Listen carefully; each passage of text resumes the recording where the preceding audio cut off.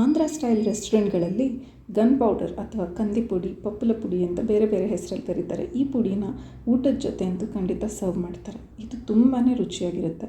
ಇದನ್ನು 5 ನಿಮಿಷದಲ್ಲಿ ಮನೆಯಲ್ಲೇ ಹೇಗೆ ಮಾಡ್ಕೊಳ್ಳೋದು ಅಂತ ನೋಡೋಣ.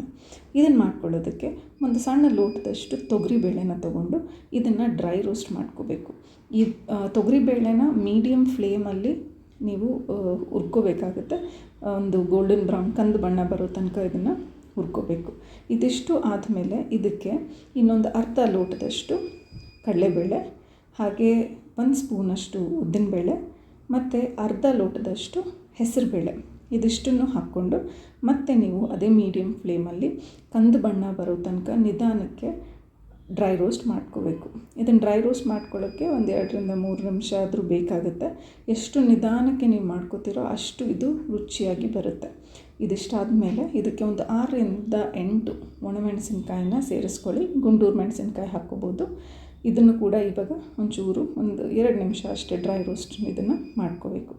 ಇದಾದಮೇಲೆ ಒಂದು ಸ್ವಲ್ಪ ಒಣ ಕೊಬ್ಬರಿನ ಕೂಡ ಇದಕ್ಕೆ ಸೇರಿಸ್ಕೊಳ್ಳಿ. ಅದನ್ನು ಕೂಡ ಒಂದು 2 ನಿಮಿಷ ಫ್ರೈ ಮಾಡ್ಕೊಳ್ಳಿ.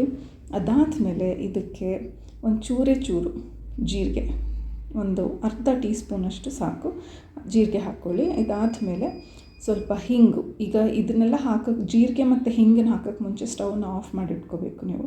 ಸೊ ಹಿಂಗನ್ನು ಹಾಕಿ ಅದಾದಮೇಲೆ 2 ಲೋಟದಷ್ಟು ಉರಿಗಡಲೆನ ಹಾಕ್ಕೊಳ್ಳಿ. ಈ ಉರಿಗಡಲೆನ ಹಾಕಿದ್ಮೇಲೆ ಇದಿಷ್ಟನ್ನು ಚೆನ್ನಾಗಿ ಮಿಕ್ಸ್ ಮಾಡಿಬಿಟ್ಟು ಒಂದು 2 ನಿಮಿಷ ಇರೋವಂಥ ಒಂದು ಆಲ್ರೆಡಿ ಏನು ಹೀಟ್ ಇರುತ್ತೆ ಬಾಣಲಿಲಿ ಅದು ಅಷ್ಟೇ ಸಾಕು. ಇದಕ್ಕೆ ಹುರ್ಕೊಂಡು ಆದಮೇಲೆ ಇದನ್ನು ತಣ್ಣಗೆ ಹಾಕೋದಕ್ಕೆ ಒಂದು ಪ್ಲೇಟಲ್ಲಿ ಹಾಕಿಬಿಟ್ಟು ತಣ್ಣಗೆ ಆದ ನಂತರ ಮಿಕ್ಸಿ ಮಾಡ್ಕೋಬೇಕು. ಮಿಕ್ಸಿಗೆ ಹಾಕ್ಕೋಬೇಕಾದ್ರೆ ರುಚಿಗೆ ತಕ್ಕಷ್ಟು ಉಪ್ಪು ಇದನ್ನು ನೀವು ಸೇರಿಸ್ಕೊಳ್ಳಿ. ಇದನ್ನು ಚೆನ್ನಾಗಿ ನುಣ್ಣಕ್ಕೆ ಫೈನ್ ಪೌಡರ್ ಆಗೋ ರೀತಿ ನೀವು ಇದನ್ನು ಮಿಕ್ಸಿಯಲ್ಲಿ ಪೌಡ್ರ್ ಮಾಡ್ಕೋಬೇಕು.